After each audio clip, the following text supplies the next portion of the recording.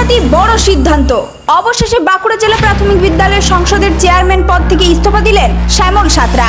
আর এই ইস্তফাকে ঘিরে এখন জোর চর্চা শিক্ষা মহল থেকে রাজনৈতিক মহলে। কেন হঠাৎ পদত্যাগ, আর এবার কার হাতে যাচ্ছে গুরুত্বপূর্ণ এই দায়িত্ব, জানবো আজকের এই বিশেষ প্রতিবেদনে। নমস্কার বন্ধুরা, আপনারা দেখছেন voice of Bankura, presented by S sir physics, বাঁকুড়ার নাম্বার 1 ফিজিক্স একাডেমি। বাঁকুড়া জেলা প্রাথমিক বিদ্যালয় সংসদের চেয়ারম্যান পদ থেকে অবশেষে ইস্তফা দিলেন শ্যামল সাঁতরা। এই ঘটনাকে কেন্দ্র করে ইতিমধ্যেই জেলা জুড়ে শুরু হয়েছে নানা জল্পনা ও আলোচনা। সূত্রে খবর, তার ইস্তফা গ্রহণের পর আপাতত জেলা বিদ্যালয় পরিদর্শক অর্থাৎ ডিআইকে এই দায়িত্বভার সামলানোর নির্দেশ দেওয়া হয়েছে। লোকভবনের তরফে সেই নির্দেশ পৌঁছেছে বলেও জানা গিয়েছে। তবে ঠিক কী কারণে এই পদত্যাগ তা নিয়ে এখনো পর্যন্ত আনুষ্ঠানিকভাবে বিস্তারিত কিছু জানানো হয়নি। আর সেই কারণে গোটা বিষয়টিকে ঘিরে কৌতূহল আরও বেড়েছে।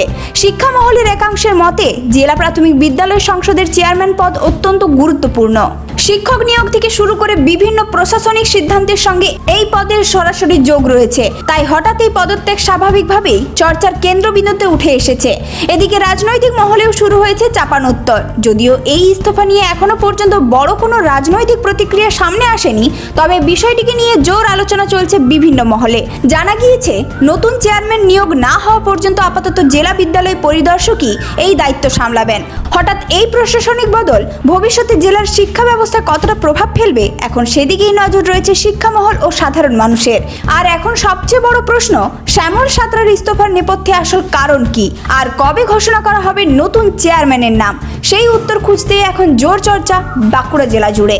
এই ধরনের গুরুত্বপূর্ণ খবর সবার আগে পেতে আমাদের চ্যানেলটি সাবস্ক্রাইব করুন আর ভিডিওটি শেয়ার করতে ভুলবেন না।